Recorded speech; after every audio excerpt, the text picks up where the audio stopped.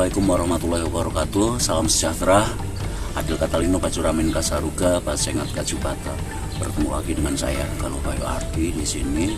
Kali ini dalam mata kuliah metode penelitian geografi pertemuan ketiga. Metode penelitian geografi yang pertemuan ketiga ini memang saya rencanakan awalnya itu kita akan membahas mengenai observasi dan teori-teori atau cara melakukan observasi. Namun demikian ternyata masih ada materi yang kemungkinan masih akan ada dua materi yang ternyata terlewati, sehingga untuk kali ini pertemuan ketiga ini kita akan menggunakan kita akan menjelaskan pembahasan yang memang sebelumnya sebelum kita masuk ke pengertian mengenai observasi atau filosofi mengenai observasi,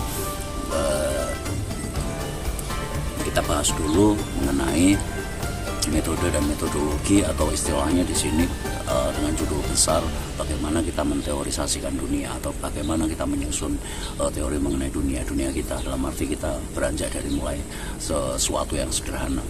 Kalaupun kita memang awalnya kita ini memiliki sebuah kesadaran bagaimana kita memiliki panca indera, kita bisa menyaksikan atau melihat, begitu kita sadar terbangun atau kita coba merenungkan, kita duduk di suatu tempat begitu, lalu kita melihat dunia kita yang sejauh mata memandang, sejauh telinga kita mendengar, sejauh hidung kita dapat membaui, sejauh kita dapat merasakan atau mencecap apapun, sejauh jari jemari kita dan kulit kita merasakan temperatur atau suhu yang panas atau dingin. Itu adalah langkah awal dari bagaimana kita mendeskripsikan atau menyusun teori tentang dunia.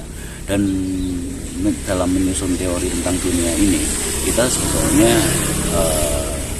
ketika kita coba mau sadari, kita mau renungkan, itu ada tahap-tahap tertentu yang di sini dalam pembahasan kita ini ada tahap-tahap tertentu bagaimana istilahnya kita berada pada tahap ontologis atau tahap untuk menjelaskan atau mendeskripsikan mengenai sesuatu tentang dunia ini dengan pertanyaan-pertanyaan apa benda itu. Jadi ketika kita memiliki kesadaran, lalu kemudian kita melihat lingkungan sekitarnya, kita melihat pohon, kita melihat tanah, kita melihat langit, apa itu tanah, apa itu pohon, dan mungkin kita akan mengkonsepsikan apa yang kita lihat ini, apa itu bumi, apa itu batu, ada tanah, ada batu, ada air, mungkin ada api, lalu kemudian ya ada benda-benda lainnya yang perlu kita pertanyakan yang berada pada dunia yang bisa kita indera saat ini, saat kita merenung, saat kita mengamati. Nah, dari sini kita berusaha menjelaskan atau mengidentifikasi atau menamainya atau mendefinisikan atau menamainya dengan beberapa sebutan tertentu. Nah, awalnya kita mungkin akan mendefinisikan atau memilah, dan di sini juga kita mulai mengkategorikan. Jadi ada beberapa hal lain yang terbagi menjadi kategori-kategori tertentu. Nah, hal tersebut itu bisa pada awalnya atau pada tahap pertama kita mengkategorikan itu mungkin menjadi dua. Yang paling sederhana kita mengkategorikan ada biasanya dalam dua hal. Kita membedakan hitam dan putih, kita membedakan misalnya langit dan bumi, kita membedakan antara siang dan malam, gelap dan terang. Lalu kemudian kita melihat objek kita, misalnya kita melihat ke angkasa, kita melihat siang dan malam, dan pada saat siang kita melihat matahari, lalu malam kita melihat bulan. Nah, di sini kenapa ada bulan, kenapa ada. Nah, di situ penjelasan mengenai hal itu yang paling sederhana dalam arti contoh ini, itu adalah cara berpikir pada tahap ontologis. Jadi kita berusaha mendeskripsikan apa yang kita lihat dan juga mulai mengkategorikan, mulai memilah-milah. Jadi ada benda langit, ada benda yang berada di daratan, di tanah, lalu kemudian ada yang di dalam air dan lain sebagainya. Kita mulai bisa memilah-milah itu. Nah, sementara ketika kita mungkin masuk sedikit ke geografi, kita melihat bumi atau kita mendefinisikan bumi bahwa di sini ada geosfer atau segala sesuatu yang ada dalam bumi. Kita melihat geosfer, dan tentu saja kita akan menemukan kategori-kategori atau klasifikasi yang memang sudah ada dalam geosfer itu. Seperti misalnya udara, kita melihat itu sebagai antroposfer. Lalu kemudian kita melihat air, dan segala hal yang berhubungan dalam air kita sebut hidrosfer. Lalu kemudian kita melihat tumbuhan, hewan dan tumbuhan kita sebut itu menjadi biosfer. Lalu kemudian kita melihat tanah, itu bisa melihat tanah, batuan dan lain sebagainya, itu adalah bagian dari pedosfer. Nah, sementara untuk manusia kita bisa melihat bahwa itu adalah ranah atau lingkup antroposfer. Dan beberapa, nah itu tadi adalah merupakan kategori-kategori yang kita temukan ketika kita melihat geosfer atau kita melihat bumi. Nah, ada itu tadi, ada hewan, tumbuhan, manusia, lalu kemudian ada udara, ada langit, ada bumi, ada angkasa tadi, langit atau angkasa. Nah, setelah itu kita akan melihat misalnya ada berbagai macam di sana ada berbagai macam fenomena seperti itu. Lalu setelah kita tidak akan berhenti hanya sekedar mendeskripsikan atau mengklasifikasikan benda-benda itu tadi. Kemudian kita masuk pada tahap epistemologis. Nah, pada tahap epistemologis ini kita berusaha memahami apa yang tadi kita kategorisasikan. Kita mencoba untuk tadi mengenal kategorinya berdasarkan karakteristik sifatnya ataupun jenis-jenisnya tadi. Nah, kemudian pada tahap epistemologi ini kita akan menjadi lebih jelas ketika alasan keberadaan mereka berada di sana, atau mengapa ada siang, ada malam, dan mengapa ada di sana ada tanah, lalu kemudian ada pohon. Nah, kita coba menghubungkan, atau di sini kita menjelaskan hubungan dalam arti misalnya antara bumi dan pohon misalnya. Nah, di sini misalnya bumi atau tanah itu adalah tempat di mana pohon itu tumbuh. Jadi ya, pohon itu tumbuh membutuhkan media, membutuhkan lahan atau tanah. Nah, dari bagaimana pohon itu bisa tumbuh, lalu kemudian berikutnya kita hubungkan bahwa ternyata pohon itu membutuhkan membutuhkan bahan-bahan makanan yang berada dalam tanah, sehingga mereka harus tertanam atau tertancap pada di tanah atau di bumi. Lalu bagaimana juga dengan hubungannya? Kita mungkin juga akan menjelaskan apa hubungannya dengan matahari misalnya, dengan penyinaran matahari.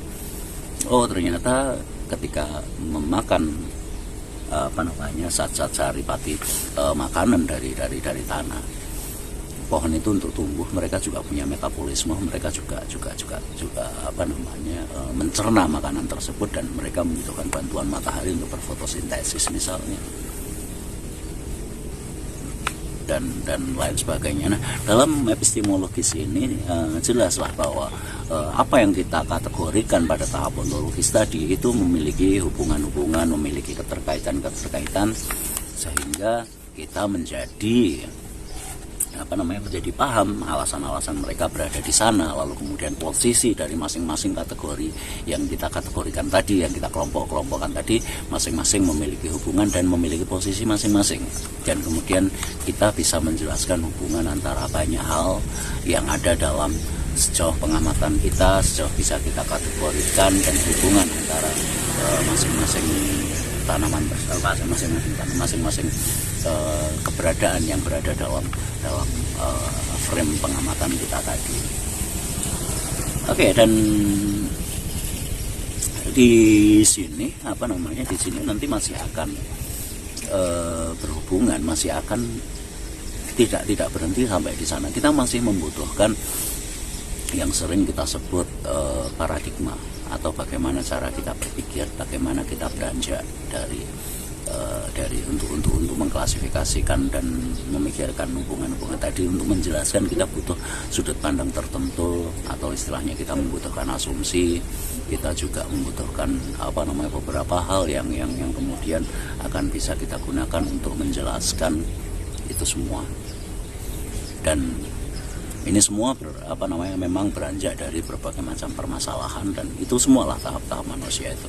Nah, mengenai dalam ilmu geografi mungkin ini semua akan bisa dijelaskan, dan ada sebetulnya ada banyak sekali paradigma untuk dalam ilmu pengetahuan ini, ada sekian banyak paradigma yang nanti akhirnya sering kita sebut kerangka teori atau kerangka berpikir dan lain sebagainya, atau landasan berpikir.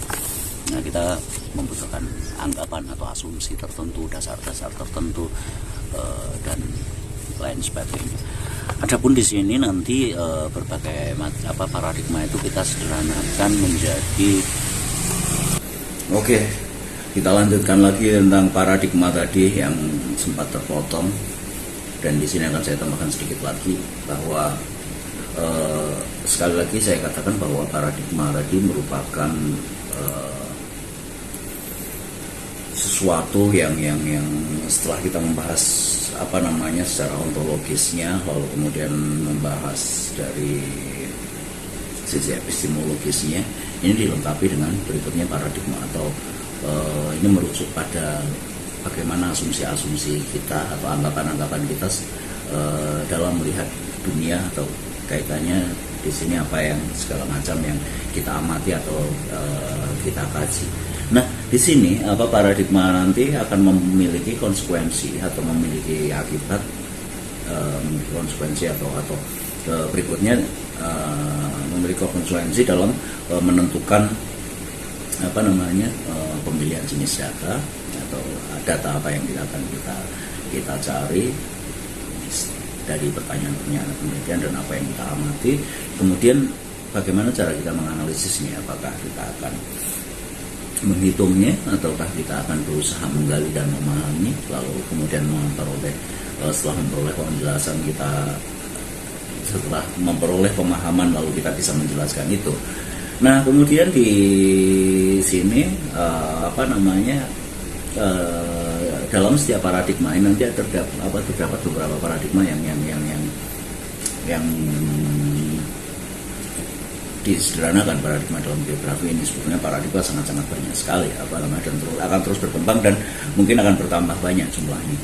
Tapi di sini paling tidak kita akan melihat bahwa ada sekitar 4 atau 5 paradigma nanti akan kita sebutkan di sini. Setiap paradigma ini memiliki karakteristik kita bisa melihat dari satu, pertama asumsi teoritisnya, lalu kemudian jenis data dan pendekatan analisisnya, lalu yang ketiga adalah bagaimana hubungan antara peneliti dengan objeknya. Nah, objek di sini ketika itu manusia nanti kita sebut subjek, tapi ketika kita melihat itu interaksi manusia atau aktivitas manusia, nah itu objeknya aktivitas manusia, bukan manusianya, karena manusianya nanti juga akan tetap kita sebut sebagai subjek. Dan kita tahu karena paradigma ini nanti akan terus berkembang, apalagi ketika berkembangnya berbagai macam keilmuan atau kajian-kajian interdisipliner, itu nanti tentu masih akan terus mencari bentuknya dan mendapatkan bentuk-bentuk yang baru, akan cenderung berkembang dan lain sebagainya. Dan ini masih akan menjadi perdebatan yang cukup panjang sampai nanti. Dan ini mungkin kali ini baru akan kita mulai atau akan dimulai bagaimana perdebatan mengenai paradigma ini nanti, seandainya kita nanti peduli pada paradigma dan kita memang akan mengembangkan pengetahuan, bukan hanya mempelajari praktek yang kita peroleh secara dogmatis saja. Oke, jenis-jenis paradigma dalam geografi ini yang pertama adalah saya sebutkan paradigmanya spatial science atau ilmu keruangan atau kajian keruangan. Itu paradigma pertama yang disebutkan dalam buku riset metode geografi ini, buku Basil Gomez ini. Lalu yang kedua geografi humanistik, geografi yang realisme kritis, nanti tentang apa akan dijelaskan berikutnya, dan juga geografi post struktural atau pasca struktural. Nah, di sini untuk sementara kita kesimpulan bahwa proses penelitian atau nantinya proses kita melihat dunia, lalu kemudian menjawab berbagai macam memecahkan berbagai macam masalah ataupun memperoleh pemahaman, kemudian kita menjelaskannya. itu merupakan sebuah ya masih proses yang sangat-sangat panjang. Dan ketika kita nanti ini melihat tadi kita mengkaji atau memperhatikan secara ontologis, kita memperhatikan kemudian membahasnya secara epistemologisnya, dan kemudian akhirnya kita menerapkannya dan menurunkan menjadi lebih operasional pada paradigma, kemudian nanti paradigma itu nanti menentukan metodologinya dan akhirnya menentukan juga metode penelitian, kemudian menentukan datanya jenisnya apa dan cara analisisnya seperti apa. Nah, di sinilah semua itu tidak dapat terpisah-pisahkan, tapi sebagai sesuatu yang merupakan satu rangkaian. Dan ini sebetulnya kalau kita mau mau mencermati, ini biasanya pada sebuah desain karya ilmiah atau desain ataupun proposal karya ilmiah ini memuat ini semua, memuat unsur-unsur ontologis, memuat unsur-unsur epistemologis dan juga paradigma yang digunakan. Tapi kadang-kadang kita tidak terlalu memperdulikan ini, dan itu hanya muncul secara eksplisit, dan bahkan kita mungkin tidak menyadari paradigma apa yang kita gunakan, atau secara ontologis kita memiliki asumsi apa, atau kemudian kerangka berpikir kita sebetulnya larinya mau kemana. Nah, kita mungkin tidak menyadari, tapi alangkah beruntungnya ketika kita tidak menyadari itu, tapi kita bisa menyusun itu semua dengan sistematis dan masih konsisten. Nah, karena kita sering kali tidak memperhatikan ini, makanya banyak hal yang tidak konsisten dalam sebuah karya ilmiah, terutama pada ketika kita membaca karya ilmiah seperti misalnya skripsi pada mahasiswa kita. Nah, di situ makanya perlunya di sini kenapa saya tekankan berulang, dan ini nanti paradigma memang akan saya jelaskan secara terpisah dalam video berikutnya, dan mungkin akan segera coba saya buat dan saya upload, walaupun saya tidak bisa buru-buru karena untuk tidak mudah untuk membuat penjelasan atau apa yang saya peroleh dari buku ini untuk dengan saya jelaskan dengan bahasa yang mudah, karena saya sendiri pun juga bisa memahami, tapi begitu ingin menjelaskan seringkali menjadi berbelit-belit dan mungkin akan membingungkan dan mungkin akan membuat pusing, lalu kemudian mungkin akan membuat ya sudahlah, nggak usah terlalu diperhatikan. Nah, seperti itu. Dan di sini juga sekali lagi tujuan penelitian dalam arti ketika kita berpikir secara ontologis, epistemologis, dan kemudian menentukan paradigma dan lain sebagainya, itu pada dasarnya ada berbagai macam tujuan atau niatan dalam penelitian itu. Apakah kita bertujuan untuk memprediksi, ataukah kita misalnya kita mencoba untuk memprediksi, maka paradigma kita adalah sebuah pendekatan kausalitas atau sebab akibat. Kita berpikirnya apa sih penyebabnya, lalu kemudian kita mencari ini loh, akhirnya sebabnya ini, akibatnya ini. Nah, lalu kemudian ketika kita ingin menganalisis penjelasan istilah dengan sangat teliti, maka kita harus membuat kita menggali datanya jauh lebih mendalam, tidak meluas tapi cenderung mendalam. Kita perhatikan detailnya, terus kita cari dalam setiap bagiannya, lalu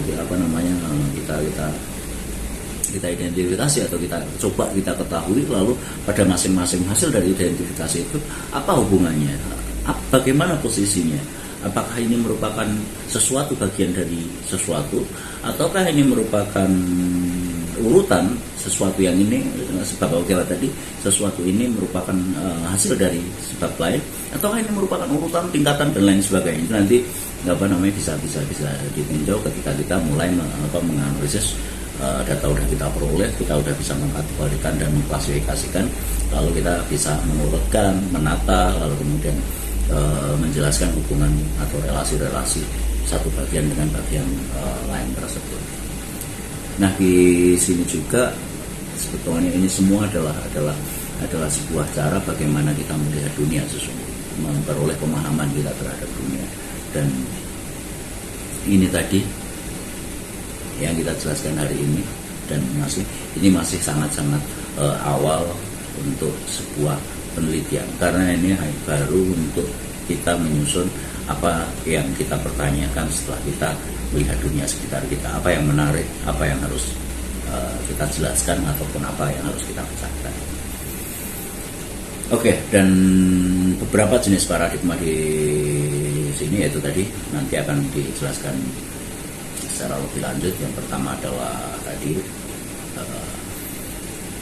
ilmu spasial atau pendekatan spasial science, lalu kemudian geografi humanistik yang bersifat manusiawi, kemudian realisme kritis, ilmu yang objektif tapi coba mengkritisi segala hal yang memang sudah ada, apakah memang sudah seperti itu. Lalu kemudian untuk melihat perubahan atau gejala-gejala yang berbau politis, berbau interaksional, dan perubahannya secara sering terjadi secara tepat, terdapat tarik menarik relasi kuasa. Kita nantinya akan menggunakan geografi pasca struktural atau post struktural. Oke, untuk sementara saya cukupkan dulu sekian video ini, karena nanti walaupun ini memang video ini tidak panjang dan saya rasa ini juga kurang padat, sehingga pada paradigma nanti akan diperdetail sebelum sesuatu pembahasan yang saya janjikan mengenai teori, mengenai observasi itu masih ada satu video lagi, baru kita akan beranjak ke sana. Itu pun nanti ketika saya bisa menjelaskan tentang paradigma itu secara satu persatu, itu apakah bisa mendetail atau tidak. Ketika saya kurang puas, saya mungkin akan coba menjelaskan lebih detail lagi, ataupun mungkin harus saya lewati saja ketika tidak ada pertanyaan, dan mungkin ini nanti tidak mempunyai relevansi dengan Anda nanti di semester selanjutnya, karena mungkin paradigma ini tidak terlalu penting atau tidak terlalu digunakan, karena mungkin Anda mengambil tema-tema penelitian non geografi, atau mungkin yang mengambil teori-teori pendidikan, kajian-kajian pendidikan, pendidikan dan kependidikan. Nah, itu pun sebetulnya memiliki paradigma yang berbeda. Hanya saja saya jarang sekali menemukan diskusi-diskusi mengenai paradigma pendidikan dan kependidikan ataupun ilmu kependidikan, walaupun ada beberapa yang sebetulnya sempat saya baca. Hanya saja ketika saya bawa untuk saya diskusikan, itu tidak ada satupun yang memiliki atensi ke arah sana. Jadi lebih atensinya lebih ke arah praktikal, strategik, dan untuk demi kemudahan kelancaran segala sesuatu yang bersifat praktis. Tapi untuk yang sedikit filosofis, untuk membawa pembaharuan, kita coba melakukan perkembangan atau perubahan secara mendasar, itu masih belum banyak ditanggapi atau belum banyak direspon, karena mungkin membuat pusing dan berat. Oke, itu dulu kawan-kawan semuanya.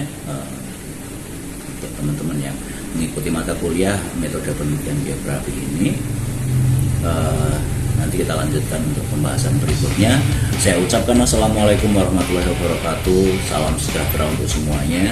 Adil kata lima bacurangan kasaroga, sengat kajibatan. Salam dan terima kasih.